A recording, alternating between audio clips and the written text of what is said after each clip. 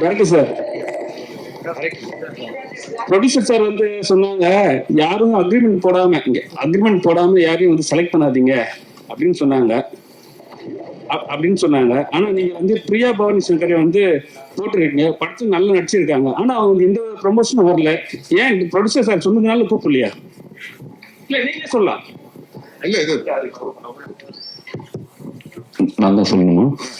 Okay, one more சொல்லுங்க. என்ன question sir? என்னன்னா நீங்க ஒரு விஷயம் சொன்னீங்க, அக்ரிமெண்ட் போடாம யாரையும் வந்து கமிட் பண்ணாதீங்க நீங்க, சரிங்களா? நீங்க வந்து பிரியா பவானி சங்கரை வந்து கமிட் பண்ணதை வந்து அக்ரிமெண்ட் போட்டா பண்ணிருப்பீங்க. ஆனா எந்த வித ப்ரொமோஷனும் அவங்க வரல. எந்த வித ப்ரொமோஷன்னா இப்ப பெரிய படம் ஹிட் ஆனா கூட வரமாட்டாங்க சில பேரு. கண்டிப்பா இப்ப வந்து அவங்க தமிழ் இண்டஸ்ட்ரியில நல்ல பேர் வாங்கி வர ஒரு ஹீரோயின் ஏன் வரல? அவங்க கூப்பிடலையா? இல்ல, கூப்பிட்டோம். அவங்க நியூசிலாந்துல ஏதோ பிஸியா இருக்கான்னு சொல்லி சொன்னாங்க ஷூட்டிங்ல. ஸோ அதுதான் ஒரு படம் ரிலீஸ் டேட் வந்து ஒரு ப்ரொடியூசர் கன்ஃபார்ம் பண்றாங்க, டிஸ்ட்ரிபியூட்டர் சைட்ல கன்ஃபார்ம் பண்றாங்க அப்படின்னா அந்த டைமை வந்து வேல்யூ பண்ணி ஆக்டர்ஸ் வந்து சப்போர்ட் பண்ணணும். இப்போ ஃபார் எக்ஸாம்பிள் சொல்றேன், ஒரு லாஜிஸ்டிக்கல் எக்ஸ்பென்சஸ்னு ஒன்று வருங்க. நீங்க வந்து ஒரு ஆர்டிஸ்ட்டை வந்து அங்கிருந்து நீங்க கூப்பிட்டு வந்து ஒன்று பண்ணும்போது அந்த ப்ரொமோஷனுக்கான வெயிட்டேஜ் எவ்வளோ இருக்கு, அதோட ரியாக்ஷன்ஸ் எப்படி இருக்குன்றதெல்லாம் செக் பண்ணி பார்க்கறதுக்கு ஒரு அமௌண்ட் செலவாகும். அது கால்குலேட் பண்ணி பார்த்தா அந்த காசு வந்து நீங்க வந்து ப்ரொமோஷனுக்கே போட்டுடலாம் அப்படின்னு தோணும். அதுதான், வேற எதுவும் கிடையாது. நம்ம திரும்ப சொல்ற பாயிண்ட் என்னன்னா வந்து அக்ரிமெண்ட் நாங்கள் மென்ஷன் பண்றோம், அது யாரும் ஹானர் பண்ண மாட்டாங்கன்றதான் பிரச்சனை. இப்போ பர்டிகுலரா எனக்கு இந்த ஆங்கர் தான் வந்து என்னை வந்து இன்டர்வியூ எடுக்கணும்னு சொல்லக்கூடாது. அது வந்து அப்போ மாச்சாரு யாரு இது மாதிரி பர்டிகுலரா வந்து இது மாதிரி ஆங்கர் தான் வேணும்னு சொல்லிட்டு அவங்க சொன்னாங்களா? என்கிட்ட சொன்னாங்களான்னு தெரியல, எனக்கு தெரியல. ஆனா எனக்கு அப்படிதான் நியூஸ் வந்தது, சொன்னாங்கன்னு தான் நினைக்கிறேன். ஆனா எனக்கு எங்கிட்ட டைரக்டா சொல்லு, எனக்கு இவங்க பண்ணணும் அவங்க பண்ணணும்னு சொல்லும் போதுலாம் வந்துட்டு இட்ஸ் அது வந்து அன்வான்டட். அது ஒரு படம் ப்ரொடியூஸ் பண்ணதுக்கு நாங்கள் எவ்வளவு எஃபோர்ட் போடுறோம், பணத்தை தாண்டி இருக்கிற உழைப்பு ஒன்று இருக்கு. அதே மாதிரி டைரக்டர்ஸோட விஷயம் ஒன்று இருக்கு. சத்யதேவோடைய ப்ரமோஷன்ல போய் நீங்க தயவு செய்து ஒரு ஹீரோயினோ போய் பாருங்க, என்ன மாதிரி ப்ரொமோட் பண்ணிருக்காங்க. தனஞ்சியோட ப்ரொமோஷன் போய் பாருங்க. இந்த படத்தை கொண்டு போய் கடைசி கட்டத்துல இருக்கிற மக்கள்கிட்ட போய் சேர்க்கறதுக்கு அவங்க பட்ட கஷ்டமே வந்து ஒரு 15-20 நாள் மெனக்கெட்டு மனுஷன் வந்து ஒரு 2 படம் கமிட்மெண்ட்ல வச்சிருக்காப்புல. இருந்தாலும் 2மே பெரிய பேனரு, பெரிய ரோலு, அதெல்லாம் ஒதுக்கி வச்சுட்டு நம்ம ஒரு படம் பண்ணியிருக்கோம், அதுக்கான டெடிகேஷன் கொடுக்கணும், சம்பளம் கொடுத்தோம் வாங்கணும், அதெல்லாம் கிடையாது. அதை தாண்டி ஒரு டெடிகேஷன் இருக்கு, அதுதான் நம்ம கேட்கிறோம். சார், இப்ப இது மாதிரி வந்து நீங்க சொல்றீங்க பெரிய பேனரு பெரிய படம் பண்றோன்ட்டு. ஆனா வந்து என்ன பண்றாங்கன்னா பெரிய ஆர்டிஸ்ட் நடிச்ச ப்ரொமோஷனுக்கெல்லாம் ஆடியோ லான்ச்சுக்கெல்லாம் பெரிய ஹீரோயின்ஸ் எல்லாம் வராங்க. ஏன் ரஜினி சாரும் கூட வர்றாரு, கமலஹாசன் சார் கூட வராங்க, நயன்தாரா கூட வராங்க.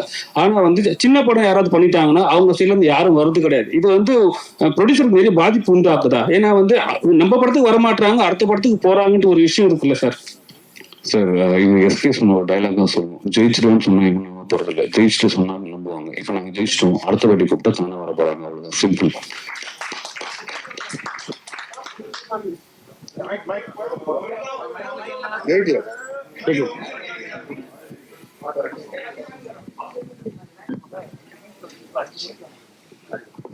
உங்களுக்கு வந்து கோயம்புத்தூர்காரங்க சத்யராஜ் சாரு, தெலுங்குக்காரங்க கன்னடத்துக்காரங்க எல்லாம் இவ்வளவு ஹெல்ப் பண்ணிருக்காங்க.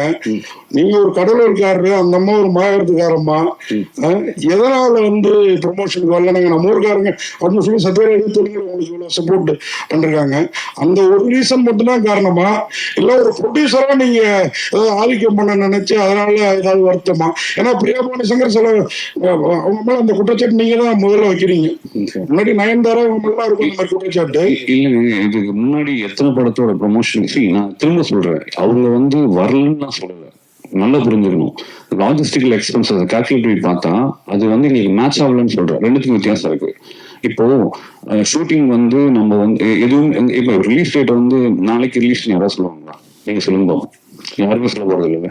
அட்லீஸ்ட் ஒரு 1 month, ஒரு 45 days பிஃபோர் நம்ம தெரிஞ்சிடும். ஏன்னா 1 month பிஃபோர் நீங்க தியேட்டர் கன்ஃபர்மேஷன் கொடுத்தே ஆகணும். அப்படி இருக்கிற சுச்சுவேஷன்ல நீங்க வந்து இந்த 1 month ஒரு 45 days டைம் இருக்கு அப்படின்னா அந்த கம்பெனியும் நீங்க பேசணும். ஃபார் எக்ஸாம்பிள் நான் சொல்றேன், இப்போ வெளியூர்ல இருந்து அவங்களை கூப்பிட்டு வரும்போது அவங்க மட்டும் வர மாட்டாங்க, அவங்க டீம் ஃபுல்லா வரும். அவங்களுக்கான எக்ஸ்பென்சஸ் ஒன்று இருக்கு. அது எப்படி வந்து ஒரு ப்ரொடியூசர் ஹேண்டில் பண்ண முடியும்? அதுதான் நான் கேட்கிறேன். அது வந்து அன்மேட்ச்டு. அதுவும் ஃபாரின்ல இருந்து கூப்பிட்டு வரதுன்னா வந்து இப்போ நீங்க வந்து பிசினஸ் கிளாஸ் கேட்பீங்க, ஜென்ரலா கேட்குறேன். பொதுவாக ஒரு ஆர்டிஸ்ட்னா அவங்களுக்கான செக்யூரிட்டி வேணும்னு சொல்லிட்டு அதெல்லாம் கேட்பாங்க. அதெல்லாம் நீங்க கால்குலேட் பண்ணி பாத்தீங்கன்னா ஒரு 15-20 ரூபா கிட்ட வந்துடும்.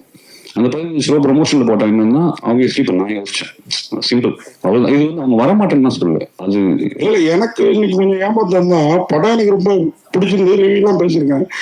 ஆனா என்ன ஏமாத்துனா நானும் மாயவரத்துக்காரன்னா அவங்களை அடிக்கடி பாக்குறோம் நம்ம. எனக்கு இல்லை அவங்களோட சூப்பரா அந்த வில்லி கேரக்டர் பேங்க்ல அந்த மாதிரி இன்னும் 2-3 பேர் இருந்தாங்க. அவங்களெல்லாம் கூப்பிட்டுருக்கலாமே நீங்க, நாங்க ஏமாறாம இருந்திருப்போமே வெற்றி விழாவில் அப்படின்றது. சக்சஸ் பார்ட்டில 2 பேர் கூப்பிட்டுருங்க. சரி, அவர் ஹீரோட்ட கொடுங்க சார். நீங்க வடபழனியில நேவில ஃபெயில் ஆகிட்டு தான் ஃபீல் பண்ணீங்க. ஆனா இன்னைக்கு ஃபர்ஸ்ட் கிளாஸ்ல அதுவும் டிஸ்டிங்ஷன்ல இந்தியா முழுக்க பாஸ் ஆகிருக்கீங்க. வாழ்த்துக்கள். நான் படம் பார்த்த அன்னைக்கே முடிவு பண்ணோம். இதுக்கு வந்து உங்களுடைய உழைப்பு. அதே மாதிரி உங்களோட இன்னொருத்தர் இந்த நடிச்சிருந்தாருல, அவரு மட்டும் இல்ல சத்யராஜ் சார்ட்டு ஒரு கேள்வி இருக்கு, நான் வரேன். நானு அதுக்கு முன்னாடி நீங்க 2 பேருமே போட்டு நடிச்ச மாதிரி இருந்தது. 2 பேருமே அதாவது நீங்க உங்களுக்கு வந்து அவரு ஹீரோ நீங்க ஹீரோன்னு உங்களுக்கு அடிக்கடி கன்ஃபியூஷன் ஆச்சு படத்துல. 2 பேரும் ஹீரோ, ஆனா அதுல முன்னாடி ஹீரோ ஒரு பங்கு ஜாஸ்தியா இருந்தீங்க. எப்படி Sir, first of all, thank you for saying that. Yes, I failed in that Navy exam, and thank you for making a huge hit. Sir, that's how the script was written actually. So it's like a ego war between me and Dhananjay. So I mean, for me, the script is the hero more than anything else. So whatever Ishwar told me, that was the hero first, and then I personally chose Surya character. When he gave me the option, I took Surya because I wanted to be that Surya. And I know from the beginning that's how it has to be. Now everyone is saying, both the characters have elevated so nicely. I'm very, very happy because this is exactly what we thought. This is how it's going to be because it is like a ball. I have to be, like when the ball is pressed more, it will rise up. So Andumari, that is what the story is about. So he's been someone has to get on top of him. Adio character like gets on top of him and puts him under severe stress, and now he has to come out and win. So Adi, that's how the script has been made, sir, and I'm happy that my brother and me, Dana is like my brother, and both of us being celebrated here. That's an amazing feeling. Yes, sir. Thank you. Sir Sathyaraj sir, இந்த ரேஸ்ல வந்து ஜெயிக்கிறது சாதாரண காரியம் கிடையாது. எனக்கு தெரிஞ்சு நிறைய பேர் இருக்காங்க, நான் உட்பட ஜெயிக்க முடியாம. ஆனா இப்போ உங்கள்கிட்ட கொடுத்து ஏதாவது கொஞ்சம் ஜெயிச்சு கொடுங்க சார் அப்படின்ற லெவலுக்கு அந்த கேரக்டர் எங்க கூட ஒன்றி போச்சு சார். அது ஒரு பாயிண்ட். இன்னொன்னு, நீங்க வந்து இந்த லோலாயெல்லாம் பயங்கரமா பண்ணுவீங்க. இந்த மாதிரி படத்துல ஒரு டான், நீங்க பாபான்ற பேர்ல ஒரு டானா இருக்கீங்க. ஷேர் மார்க்கெட்ல ரேஸ் எல்லாம் போட்டு நமக்கு ஒரு 2 ஜோடி எதுவும் இல்லையா அப்படின்ற ஃபீலிங் எதுவும் இல்லையா சார்? டைரக்டர் அதை பத்தி எதுவும் கேட்கலையா? இருக்காது அப்படின்னா டைரக்டர் பதிவு பண்ணுங்க சார். சார் அடுத்த படத்துல சார் பார்ட் 2 கொஞ்சம் சார் கேட்க சார், பிரஸ்லயே கேட்கறாங்க சார், எனக்கு ஜோடி இல்லைன்னு அவங்க வருத்தப்படுறாங்க இல்லையா? சார்த்தி சொன்னதே வந்து சார் வந்து ஒரு முரட்டு சிங்கிள் இந்த படத்துல.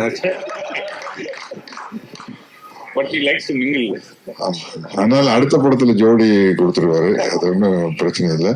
எனக்கு இந்த மாதிரி யங் டீம் கூட ஒர்க் பண்ணல ரொம்ப எனக்கு இந்த படம் சூப்பரா ஜெயிக்கணும் எப்ப முடிவு செஞ்சேன்னா, இந்த ஹைடெக் கிரைம் என்கிட்ட சொன்னாரு ஈஸ்வர் சொன்னப்போ எனக்கு சுத்தமா ஒண்ணுமே புரியல. அப்பவே நினைச்சு இந்த படம் ஜெயிச்சிருப்பீங்க. என்ன யங்ஸ்டர்ஸ் கனெக்ட் பண்ணிக்குவான்னு தெரியுது இல்ல, இது வந்து அவங்களுக்கு கனெக்ட் ஆயிரும் அப்படிங்கிறது தெரியுது. எனக்கு பொதுவாகவே என் வயசு இருக்கிறவங்க எந்த அளவுக்கு டெக்கியா இருக்கிறாங்களோ அதுல நான் ரொம்ப ஒரு 10% தான்.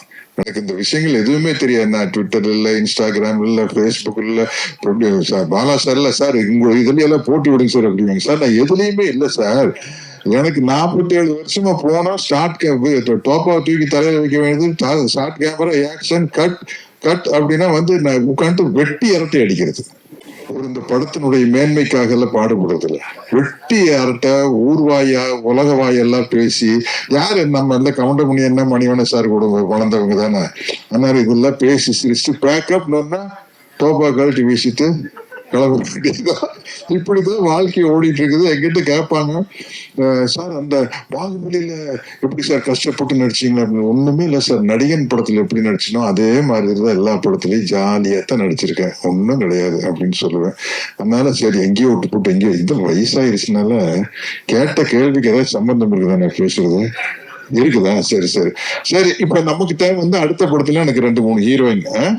ஓகே, டேரக்டர் சார் சொல்லணும் சார். டேரக்டர் சார், இந்த படத்துல இவ்வளவு காஸ்டிங் மெயினா சத்யராஜ் சார் அந்த கேரக்டர், இவங்க 2 பேரோட உழைப்பு, அந்த ஹீரோயின்ஸ் எல்லாருமே, அதுக்கு மேல டயலாக்ஸ், ஒரு டைலாக்கும் பாட்டு வரியில கூட நமக்கு வேணுங்கிற நினைக்கிற பணத்தை எதிரில் இருக்கிறவங்க மறுக்க முடியாத இடத்துல வச்சு கேட்கணும். அதே மாதிரி பணங்கிறது ஒருத்தன் கையில இருக்காது.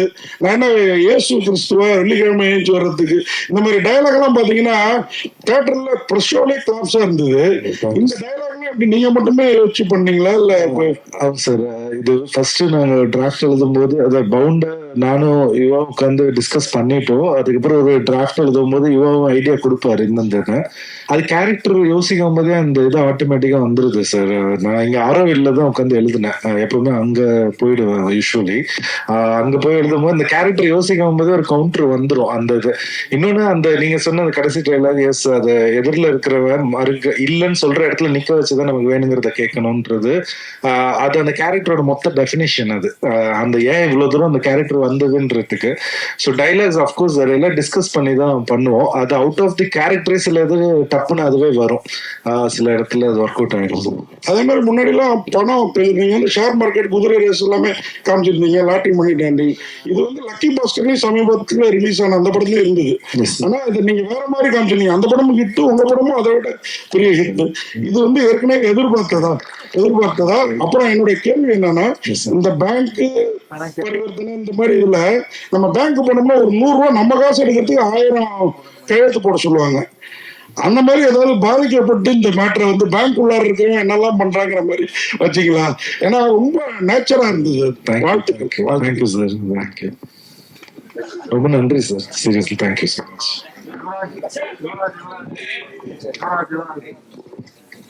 படத்துக்கு ஆக்சுவலா பார்த்தா 2 ஹீரோ மாதிரி சொல்றீங்க. ஆனா ஜீப்ரான் ஏன் வச்சீங்க? அது பிளாக் அண்ட் ஒயிட் கோடுக்காக வச்சீங்களா இல்ல ப்ரொடியூசர் சொன்னதுக்காக வச்சீங்களா? இல்ல, இது அவுட் ஆஃப் ஸ்கிரிப்ட் எழுதும் போதே அது திடீர்னு அது வரணும் மைண்ட்ல. ஸோ அப்படி வந்து அதுதான் ஜீப்ரானு. எனக்கு என்னன்னா, இதுல இந்த படத்துல யாருமே பியூர் பிளாக்கும் கிடையாது, பியூர் ஒயிட்டும் கிடையாது. பாத்தீங்கன்னா தெரியும், எல்லாருமே கிரே தான். அது ஹியூமன்ஸே அப்படிதான் நான் நம்புறேன். ஏன்னா சிச்சுவேஷனை வச்சு அவங்க நம்ம சில சமயம் போய் கூட சொல்லுவோம், அதை தவிர்க்க முடியாது. அன்லஸ் அன்டில் நம்ம காந்திஜி மாதிரி ஒரு ஃபாலோவரா இருந்தா அது வேற ஒரு எத்திக்கல் ஸ்டாண்டுன்றது. நான் சொல்றேன், உண்மையை பேசினாருன்னு ஒரு இடத்துல ஸ்டாண்ட் எடுத்தார்ல, அது அந்த பாயிண்ட மட்டும் சொல்றேன். நீங்க என்ன ஓகே, சூப்பர். சோ அந்த இதுல வந்து ஜீப்ரான்னு வைக்கும் போது எனக்கு இந்த கதைக்குள்ள வந்து எனக்கு, ஏன்னா இது ஒரு ஆடுபுலி ஆட்டம் மாதிரி தான் இது. ஸோ நிறைய இந்த ஒரு ஜங்கிள் ஒரு அனிமல்ஸ் எல்லாம் வந்து எல்லாமே அசம்பிள் ஆகிற மாதிரி, ஒரு பிளாக் ஹார்ஸ், ஒரு ஒயிட் ஹார்ஸ், ஒரு ஃபாக்ஸ் இருக்கு, ஒரு ஊல்ஃப் இருக்கு, ஒரு குரோக்கடைல் இருக்கு. அந்த எல்லாத்தையும் வைக்கும்போது அதோட கலர் வந்து ஒரு செஸ் போர்ட் மாதிரி தான் நான் பாக்குறேன். ஸோ அதுக்கு ஒரு பிளாக் அண்ட் ஒயிட் சதுரங்க வேட்டைன்றது சூப்பர் டைட்டில் இருக்கு. எனக்கு அது உங்களுக்கு தெரியும் ஆல்ரெடி. ஸோ கருப்பு வெள்ளைன்னு வைக்கிற அது எனக்கு அந்த மாதிரியான ஒரு இதுல வரவே இல்லை. சரி, எனக்கு டக்குனு யோசிக்கும் போது இங்க எல்லாருமே வந்து பியூரா வந்து பிளாக்னு சொல்லிட முடியாது, ஒயிட்னு சொல்லிட முடியாது. இங்க இருக்க எல்லாருமே ஜீப்ரா, அப்படிதான் நான் பாக்குறேன். சோ அதுக்குதான் அது வச்சதுங்க பர்பஸா. சார், ஜீப்ரா 2 வந்துட்டு நீங்க லீக் கொடுத்துருக்கீங்க. அவர் வந்து சொன்னாரு சூப்பர் ஸ்டாரை வச்சு நீங்க எடுப்பீங்க கண்டிப்பான்னு. நீங்க எதுவும் அதை வச்சு ஸ்டோரி அவர்கிட்ட சொல்லியிருந்தீங்களா இல்ல வந்து அவர் வந்து உங்களுக்கு வாழ்த்துக்கள் சொல்றக்காண்டி அப்படி சொன்னாரான்னு? சார், அவர் மேல வச்சிருக்க நம்பிக்கை தான் அது காட்டுது சார். சார் ஒரே நிமிஷம் சரிங்க. சார், படம் வந்து ரிவ்யூவால தான் நல்ல ஒரு வரவேற்பு கிடைச்சது அப்படின்னு சொல்லியிருந்தீங்க. இப்போ உங்க படத்துக்கு ரிவ்யூவால தான் படம் நல்ல வரவேற்பு அடைஞ்சுங்க. அதே மாதிரியே இப்ப சமீபத்துல பாத்தீங்களா, ரிவ்யூவால தான் ஒரு படம் ஓடவே இல்லை அப்படின்னு சொல்லிட்டு இந்த மாதிரி தியேட்டர்ஸ்ல ரிவ்யூ எல்லாம் எடுக்கக்கூடாது அப்படின்ற மாதிரி சொல்லியிருந்தாங்க. ஸோ அந்த மாதிரி இப்போ இந்த ரிவ்யூ வந்து பாசிட்டிவ் நெகட்டிவ் அப்படின்ற தாண்டி உங்களுக்கு வந்துருக்கு. ஸோ பொதுவான உங்களுடைய பாயிண்ட் ஆஃப் வியூ உங்களுக்கும் அப்படி சத்யராஜ் சார் நீங்களும் அப்படி அதை பத்தி இதை பத்தி எப்படி இது ஓப்பனா எப்படி நான் என்ன சொல்றேன்னு, ஏன்னா இது it's the right stage to talk about இட்னா தெரியல. Can I pass this? Sir இது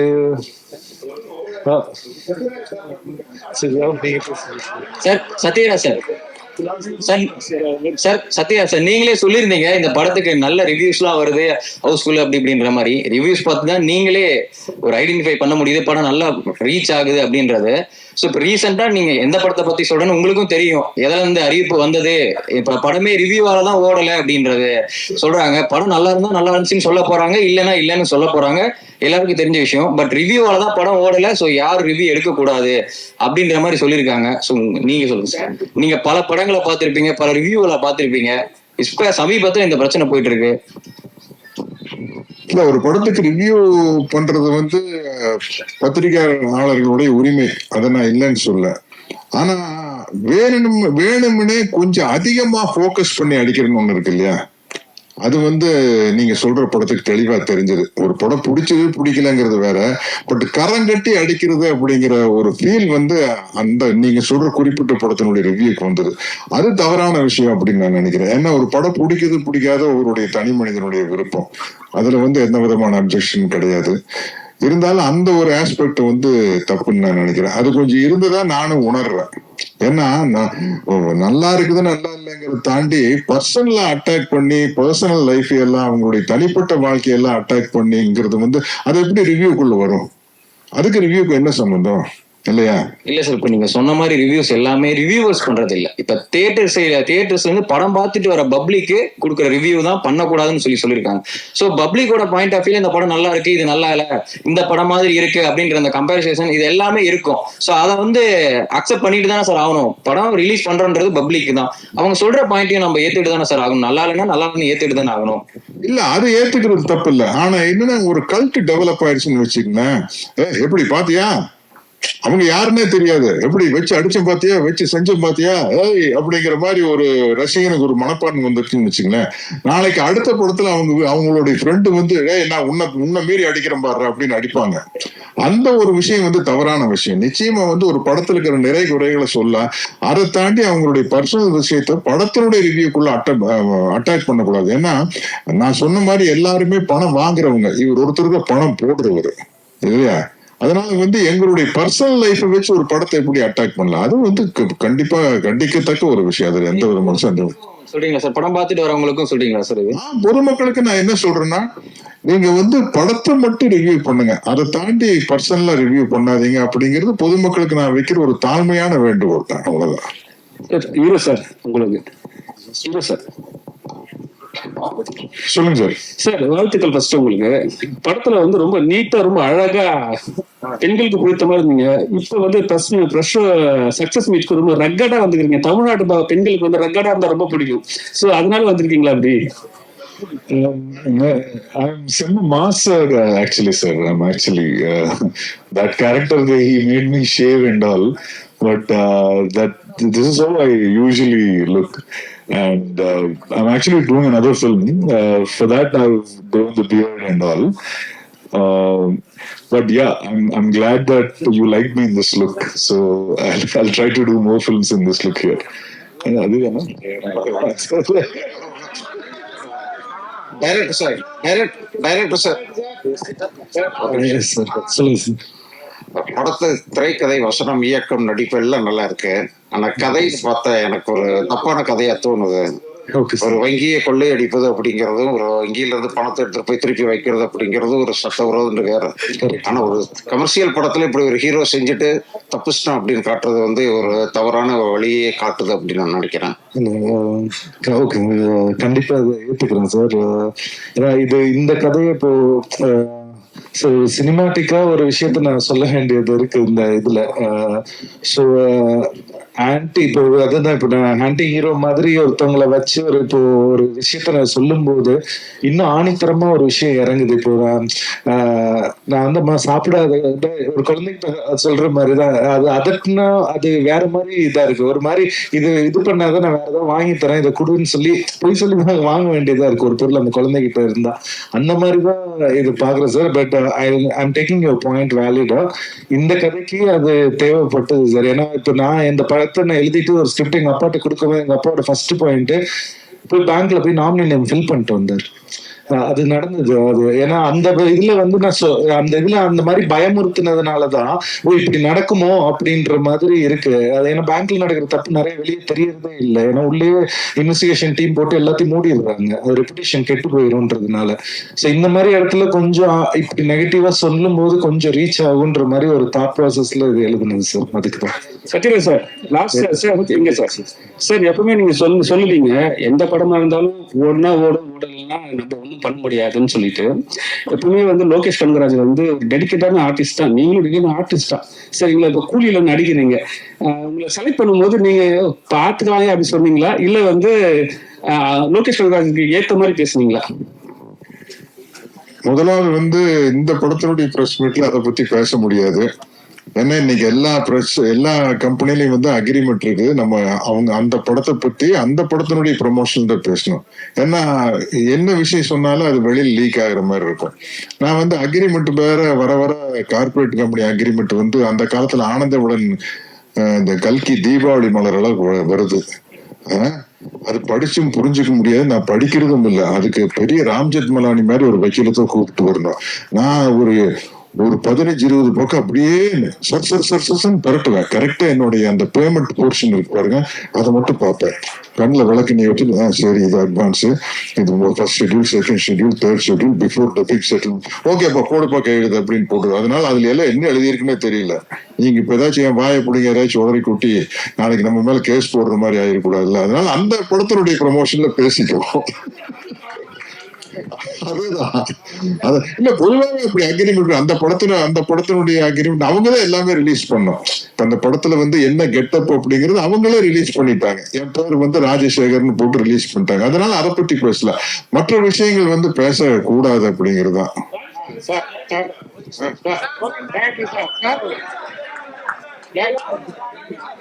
கேளுங்க இருங்க, ஏதோ கேக்குறாங்க.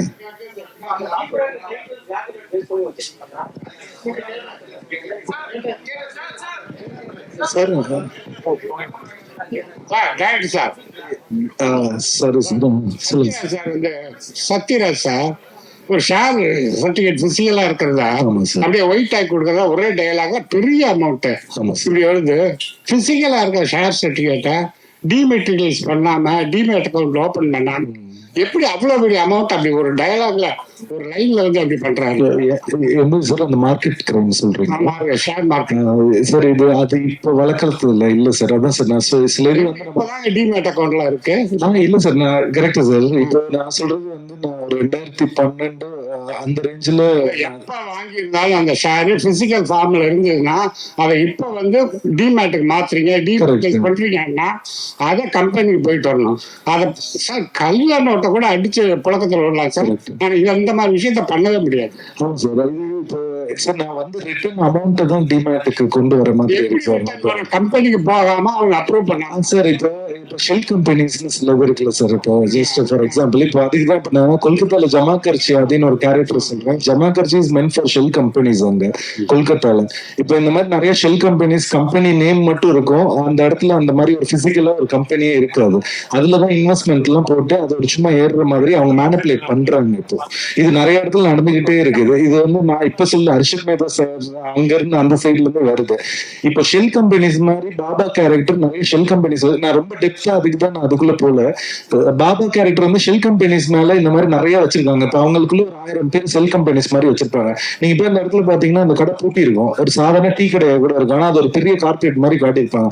அதுல உள்ள இருக்கிறவங்க பிளே பண்ணி இன்வெஸ்ட்மெண்ட் பண்ணி அந்த மாதிரி ஷேர். நான் எப்படி காட்டுறேன்னா பாபா ஓனிங் ஷெல் கம்பெனிஸ், நிறைய ஷெல் கம்பெனிஸ் உள்ள வச்சுக்கிட்டு அதை மேனிபுலேட் பண்ணி உள்ள இருந்து அந்த பணத்தை வந்து டிரான்ஸ்ஃபர் பண்றாருன்னு. அது நான் ரொம்ப டீட்டெயிலா பண்ண இவ்வளவு தூரம் என்னால ஒரு சினிமாக்குள்ள சொல்ல முடியுமான்னு தெரியல. பிகாஸ் நான் ரிசர்ச் பண்ணிட்டேன். அதை எவ்வளவுக்கு சொன்னா அது போதும், அதுக்கு மேல வேண்டாம் அப்படின்றதுக்கு தான் சார். அதுல ஏதாவது லாஜிக்கல் எரர் வரக்கூடாதுன்றதுனாலதான் அந்த இடத்துல வந்ததுனால கொஞ்சம் சினிமாட்டிக்கா சொல்றதுக்கு ஒரு சில இடத்துல லிபர்ட்டி எடுத்திருக்கோம் நாங்க. அதுதான் எடுத்துட்டீங்க சார். சார் நல்ல கேள்வி sir. Thank you sir, really good question. Thank you.